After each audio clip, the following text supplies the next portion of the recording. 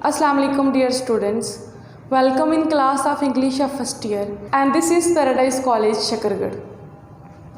बच्चों, previous lecture में हम लोगों ने 9th शॉर्ट स्टोरी जिसका नेम है द फुलिश क्वैक, उसके राइटर की बायोग्राफी और समरी पढ़ी थी। तो आज के लेक्चर में हम द फुलिश क्वैक स्टोरी की ट्रांसलेशन स्टार्ट करेंगे। So pick up your books. First book का पेज नंबर है 57। स्टोरी है हमारी 9th, नेम है द फुलिश क्वैक, जो कि एक फोक टेल है। ट्रांसलेशन स्टार्ट करते हैं। Just focus on translation. One evening, एक शाम, as the sun was setting, जैसे ही सूरज गुरूब हो रहा था, सम ट्रैवलर्स, कुछ मुसाफिर, stayed to rest under a clump of trees, कुछ मुसाफिर आराम करने के लिए दरख्तों के एक झुंड के पास रुके। एंड लूजनिंग देयर कैमल्स, अपने ऊँट खुले छोड़ते हुए, सेट देम टू ग्रेज, उनको चरने के लिए छोड़ दिया। एक शाम, जैसे कि सूरज गुरूब हो रहा था, कुछ मुसाफिर आराम करने के लिए दरख्तों के एक झुंड के नीचे रुके। अपने ऊँट खोलते हुए उन्होंने उनको चरने के लिए छोड़ दिया। अब देखें, ट्रैवलर्स पैसेंजर्स को कहते हैं बच्चों।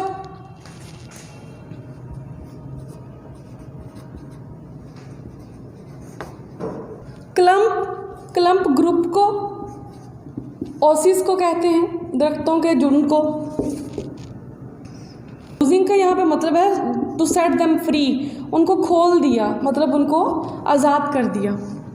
इट हैपन दैट, हुआ ये कि वन ऑफ द एनिमल्स, जानवरों में से एक जानवर, इंटर्ड अ मेलन फील्ड, खरबूजे के खेत में घुस गया। हुआ यूँ कि जानवरों में से एक जानवर खरबूजे के खेत में घुस गया। And that a melon stuck in its throat, और एक खरबूजा उसके गले में अटक गया।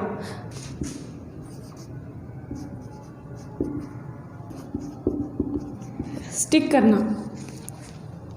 देखिए, इस लाइन पे कंसंट्रेट करें। हुआ यूँ कि जानवरों में से एक जानवर खरबूजे के खेत में घुस गया और एक खरबूजा उसके गले में अटक गया। अब वन ऑफ, यहाँ पे हम ग्रामर में देखेंगे यूज ऑफ वन ऑफ। बच्चे, एक फ्रेज है, इसको हम तब यूज करते हैं जब हम क्या करते हैं, हम डिस्क्रिप्शन दे रहे होते हैं किसी सिंगल सब्जेक्ट की, ठीक है ना, फ्रॉम द प्लूरल के बीच में से हम किसी सिंगल सब्जेक्ट की क्या दे रहे होते हैं, डिस्क्रिप्शन दे रहे होते हैं। हमारा जो मेन कंटेंट होता है वो सिंगल ही होता है। एग्जाम्पल देखें, जैसे कि मैं एग्जाम्पल देती हूँ, Ayesha is one of my good friends.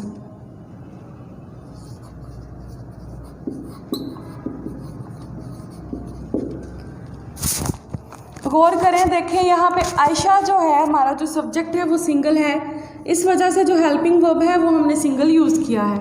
आगे हमने इस फ्रेज वन ऑफ का यूज़ किया, फिर आगे हमने प्लूरल फॉर्म का यूज़ किया। आयशा मेरी अच्छी दोस्तों में से एक है। तो हम यहाँ पे क्या करते हैं, हम प्लूरल फॉर्म्स में से, मतलब एक पूरे ग्रुप, किसी चीज़ों के ग्रुप में से किसी एक को पॉइंट आउट करते हैं, वहाँ पे हम वन ऑफ यूज़ करते हैं। इसके साथ हमेशा जहाँ पे ये हमारा सब्जेक्ट सिंगल हो, एक तो हमारा सब्जेक्ट सिंगल हो, ऊपर से जो हमारी प्लूरल फॉर्म है उसकी आगे फर्दर कोई डिस्क्रिप्शन ना हो, तो वहाँ पे हम लोग जो हमारा में हेल्पिंग वर्ब होता है वो हम क्या करते हैं, सिंगल यूज़ करते हैं। लेकिन जहाँ पे ये जो डिस्क्रिप्शन है ये सिंगल की बजाय हमारे प्लूरल कंटेंट की हो, वहाँ पे हम अपना हेल्पिंग वर्ब भी प्लूरल यूज़ करते हैं। वो कैसे, एग्जाम्पल देखें। He is one of the soldiers. अब यहाँ तक की ट्रांसलेशन देखें, he is one of the soldiers, वो उन सिपाहियों में से है। आगे who fight for their country.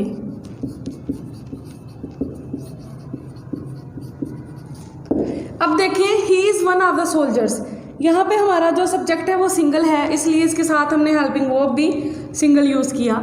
लेकिन आगे हमने फ्रेज़ वन ऑफ का यूज़ किया, फिर सोल्जर्स। आगे हम सोल्जर्स की मज़ीद डिस्क्रिप्शन बताने के लिए रिलेटिव प्रोनाउन को यूज़ करते हैं, जो कि हु है। फाइट फॉर देयर कंट्री, तो यहाँ पे देयर जो है वो प्लूरल जो हेल्पिंग वर्ब यूज़ हुआ है वो किसके लिए यूज़ हुआ है, सोल्जर्स के लिए। तो इस तरह से हम वन ऑफ का क्या करते हैं, यूज़ करते हैं।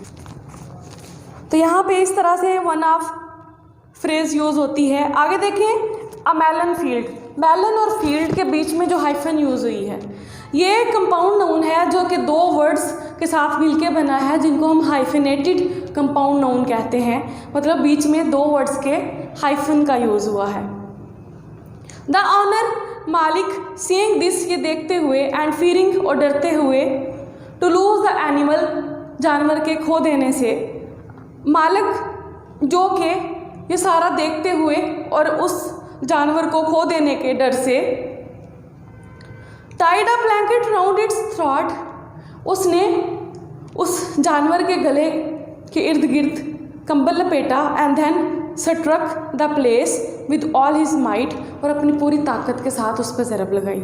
मालिक, ऊँट का जो मालिक था, वो ये सारा देखते हुए और ऊँट को खो देने के डर से उसने ऊँट की गर्दन के इर्द गिर्द एक कंबल लपेटा और अपनी पूरी ताकत के साथ उस जगह पे ज़रब लगाई। अब यहाँ पे पैरेलल स्ट्रक्चर देखें, सीइंग, फिर बीच में एंड, और फिर फीयरिंग। दोनों साइड पे क्या है, प्रेजेंट पार्टिसिपल, और एंड स्ट्रक्चर का पैरेलल बनाने के लिए, और फिर आगे प्रेजेंट पार्टिसिपल। तो इस तरह से इस सेंटेंस का क्या बना है, पैरेलल स्ट्रक्चर बना है। बच्चों, स्ट्रक का मतलब होता है हिट करना, टग करना।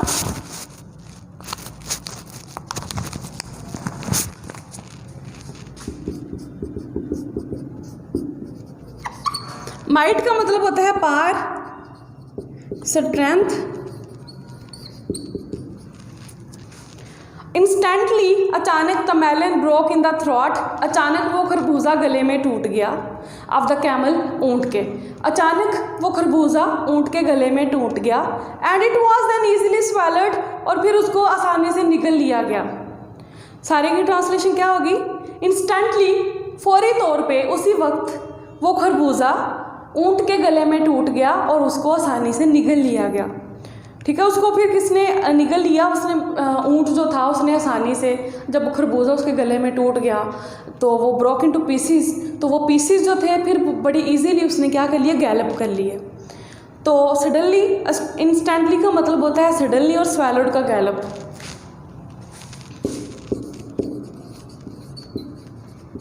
इमीडिएटली, तो स्वेलोड का मतलब होता है गैलप कर लेना।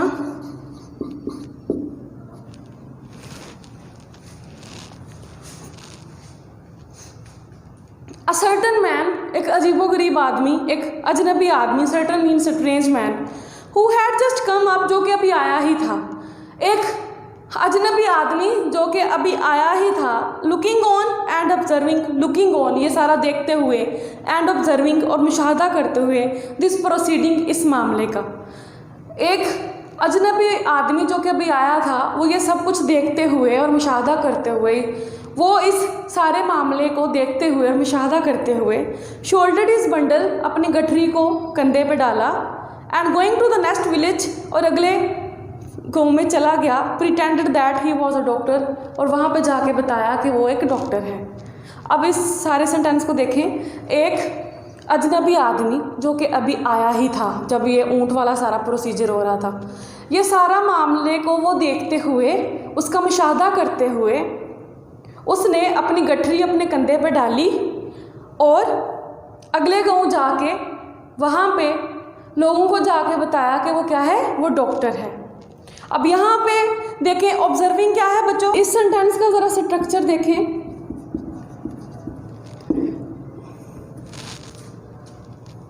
लुकिंग, ऑब्जर्विंग, बच्चे ये दोनों क्या हैं, ये दोनों प्रेजेंट पार्टिसिपल हैं। और आगे प्रोसीडिंग क्या है, जेरेंट। ठीक है, एक ही सेंटेंस में 3 आईएनजी वाली फॉर्म्स यूज हुई हैं, जिसमें से 2 प्रेजेंट पार्टिसिपल्स हैं और जो थर्ड वन है वो क्या है, वो जेरेंट है। और फिर आगे फिर एक और यूज हुई है गोइंग, वो भी प्रेजेंट पार्टिसिपल है, लेकिन यहाँ पे गोइंग से आके थोड़ा सा स्ट्रक्चर खराब है, यहाँ पे आना चाहिए went to the next village. ठीक है, सही सेंटेंस यहाँ पे ये आना था। अच्छा, उसने जाके प्रिटेंड क्या किया कि मैं एक डॉक्टर हूँ। प्रिटेंड का मतलब है एक्सक्यूज करना, सपोज करना, मतलब प्रिटेंड करना, बज़ाहिर ही कुछ और नज़र आना।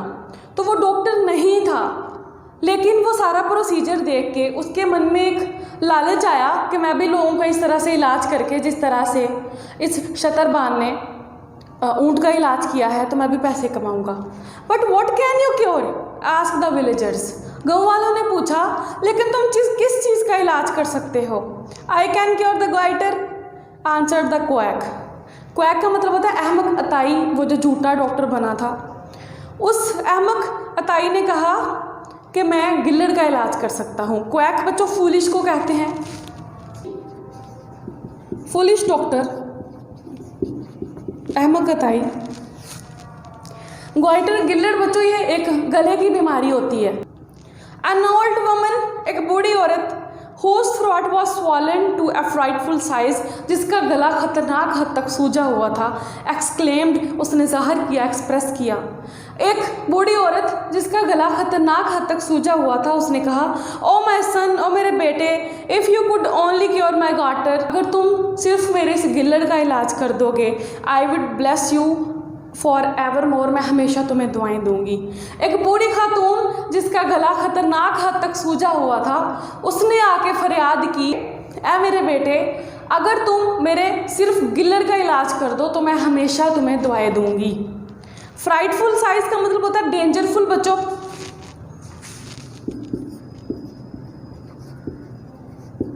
ऑफुल, एक्सक्लेम का मतलब होता है एक्सप्रेस करना, मतलब ये एक्सप्रेशंस में आ जाता है। एवरमोर का मतलब होता है फॉर एवर। सडनली, हाँ क्यों नहीं, यकीनन, आंसर द मैन, आदमी ने जवाब दिया, यकीनन, हेयर, यहाँ पे, bring me a blanket and a good sized mallet. अब ये प्रोसीजर जो उसने ऊँट पे अप्लाई होते देखा था, वो बेवकूफ़ था। उस मामले की तह तक जाने की बजाय वो खुद को प्रिटेंड कर लिया उसने कि वो एक डॉक्टर है। उसको लगा कि ऊँट के गले में गिल्लड़ था, जिसके मालिक ने कंबल लपेट के हथौड़े की ज़रब लगाई तो वो गिल्लड़ ख़त्म हो गया।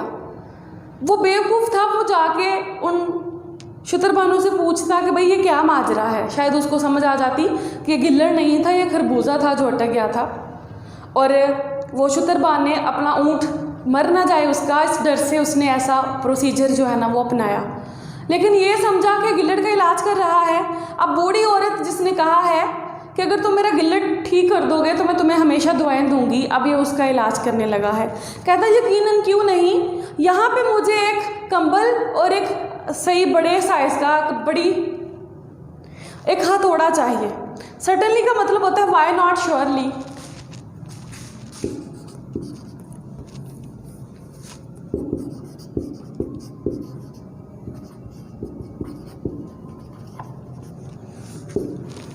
As soon as they were brought जैसे ही वो लाए गए, देवर ब्रॉट, उनको लाया गया, किनको, हथौड़े को और कंबल को। He tied up the woman's throat, उसने औरत के गले को बांधा, and struck the swollen part with so much force, और उस सूजे हुए हिस्से पे इतनी जोर से ज़रब लगाई that the poor old creature instantly expired, कि वो जो बूढ़ी खातून थी वो फ़ौरन ही मर गई। जैसे ही कंबल और हथौड़ा लाए गए, उसने औरत के गले में कंबल बांधा और अपनी पूरी ताकत के साथ वहाँ पे ज़रब लगाई, और वो जो बूढ़ी औरत थी वो फौरी तौर पे मर गई। ठीक है, तो यहाँ पे इंस्टेंटली का मतलब होता है सडनली, इमीडिएटली, एक्सपायर्ड मतलब डेथ।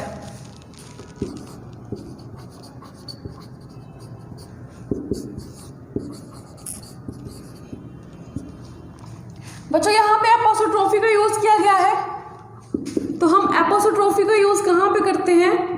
जहाँ पे हम किसी लिविंग थिंग का पोजेशन शो करते हैं। क्या शो करते हैं? पोजेशन। वहाँ पे हम क्या यूज़ करते हैं? एपोस्ट्रोफ। आगे देखें, आह क्राइड द पीपल, लोग चिल्लाना शुरू हो गए, oh this fellow is a villain, ये बंदा तो बदमाश है, ये बंदा तो एक बदमाश है। सो दे सीज्ड हिम, तो उन्होंने उसको सज़ा दी। सीज का मतलब होता है पनिश्ड, सज़ा देना। Being minded to carry him before the king, उनका ख्याल था कि वो उसको बादशाह के आगे पेश करेंगे, तो उन्होंने उसको सज़ा दी ये सोचकर कि वो इस बंदे को बादशाह के आगे पेश करेंगे। वन ऑफ देम, उनमें से कोई एक, जैसे कि पहले ही मैंने आपको वन ऑफ का यूज़ पढ़ाया, उनमें से कोई एक हाउएवर ताहम सेड कहने लगा, लेकिन उनमें से एक ताहम उनमें से एक बंदा कहने लगा, she was a very old woman, वो बहुत बूढ़ी खातून थी, who must have died shortly in any case, जिसने जल्दी ही मर जाना था किसी भी सूरत में। वो एक बूढ़ी खातून थी जिसने जल्दी ही किसी भी सूरत में मर जाना था। तो इसलिए इस बेवकूफ़ से उस बूढ़ी औरत की कब्र खुदवाते हैं। कंपेल का मतलब होता है प्रेशराइज करना, फोर्स करना।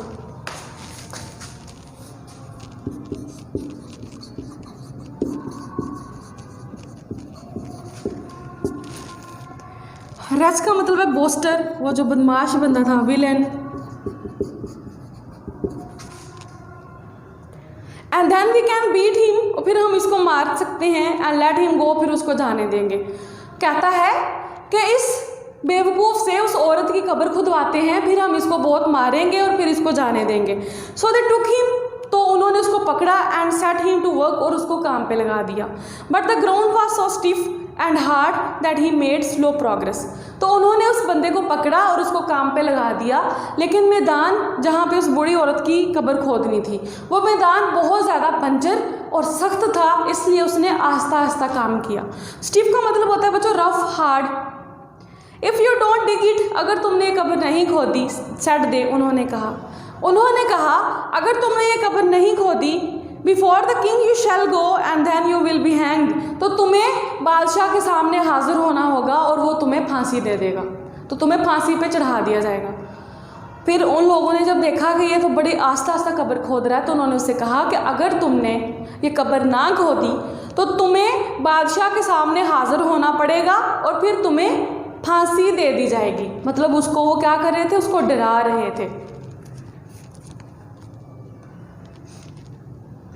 Thus exhorted the unfortunate man, फिर वो exhorted, परेशान, pressurized, compelled, बदकिस्मत आदमी, in the greatest fear, बहुत ज़्यादा खौफ में, greatest बच्चों superlative, degree of adjective, labored away with all his might, अपनी पूरी ताकत के साथ काम करने लगा।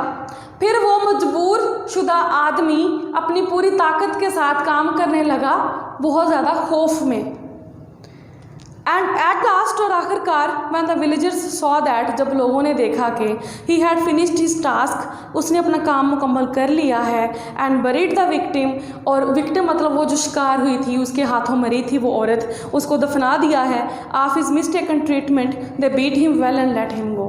जब गाँव के लोगों ने देखा कि उसने अपने हाथों शिकार हुई बूढ़ी औरत की कब्र खोद कर उसका जनाजा, उसको दफना दिया है, तो उन्होंने उसको बहुत मारा और फिर उसको जाने दिया। तो बच्चों आज की ट्रांसलेशन यहीं पे ख़त्म करते हैं, बाकी जो हाफ रह गई है वो इंशाल्लाह हम कल के लेक्चर में करेंगे। तो अब हम देखते हैं इतनी ट्रांसलेशन में से क्वेश्चन कौन से बनते हैं। तो बच्चों हमारा फर्स्ट क्वेश्चन है, what is a clump of trees.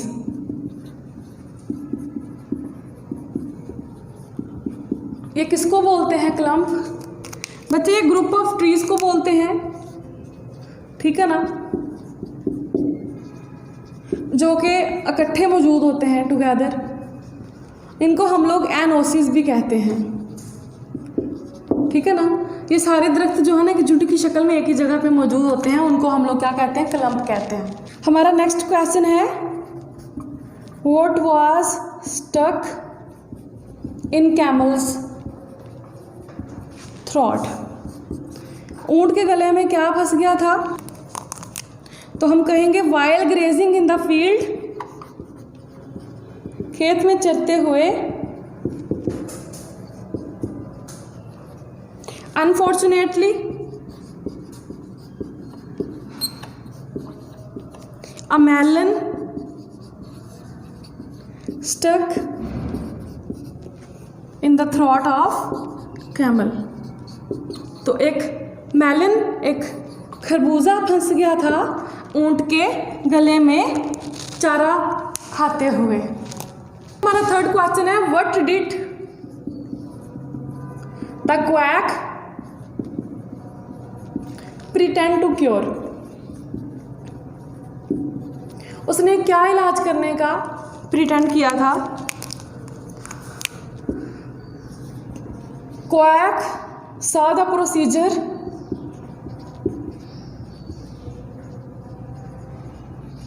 of broken melon